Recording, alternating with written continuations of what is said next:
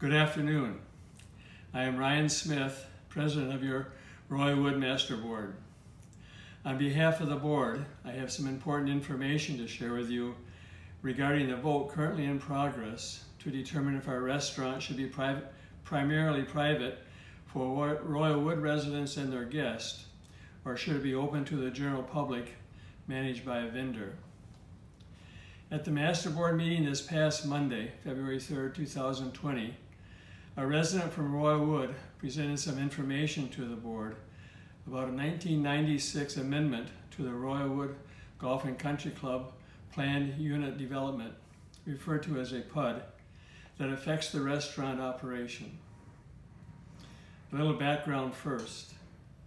The PUD is really a contract between the developer and the county detailing the development.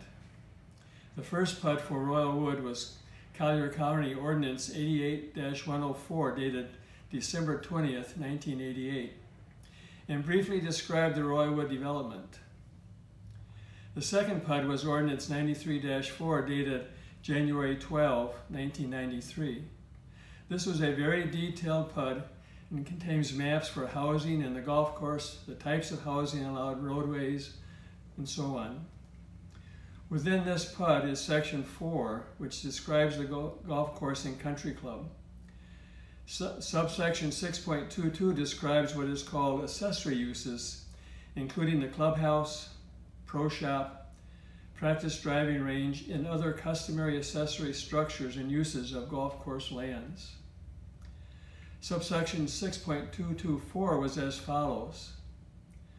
Small commercial establishments, including gift shops, golf equipment sales, restaurants, cocktail lounges, and similar uses, intended to serve patrons of the Royal Wood Golf and Country Club and not the general public.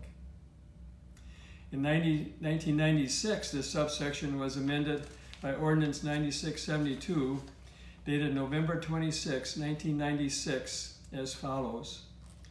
Small commercial establishments, including gift shops, golf equipment sales, restaurants, cocktail lounges, and similar uses, intended to primarily serve members of the Royal Wood Golf and Country Club and their guests. Primarily serve club members of the Royal Wood Golf and Country Club and their guests. It was never the intent of the Royal Wood PUD that its commercial establishments, including the restaurant, be open to the public. So how does this impact the voting that is taking place? When we received the documents from the gentleman on Monday, we immediately consulted with our legal counsel to get an opinion. It is the opinion of counsel that our PUD does not allow for a public restaurant within Royal Wood. The members of the board and the general manager were not aware of this information until Monday. If we had known what was in the PUD, we would never have agreed to have a vote on something by law we cannot do. If the vote was to be public, based on the PUD, we couldn't do it. What to do? The board has met with counsel, discussed the information, and developed what we believe are options. 1, continue with the vote and not say anything about the PUD. If the vote is private, no harm done. If the vote is for public, bring up the PUD requirement and tell the community we can't go public. Continue with the vote, tell everybody about the PUD requirements and that the vote is meaningless.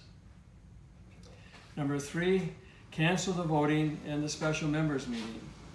Recognize the PUD does not allow for an open public restaurant and make plans to establish a restaurant that is intended primarily to serve club members and their guests as stated in the PUD.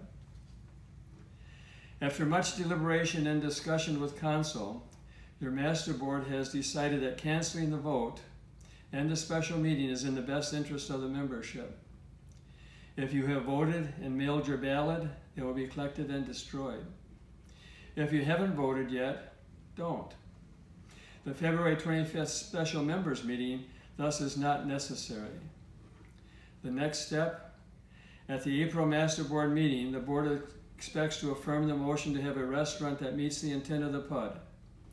a restaurant to primarily serve the club members and their guests. From the board and the general manager, we are sorry that this is happening in our community.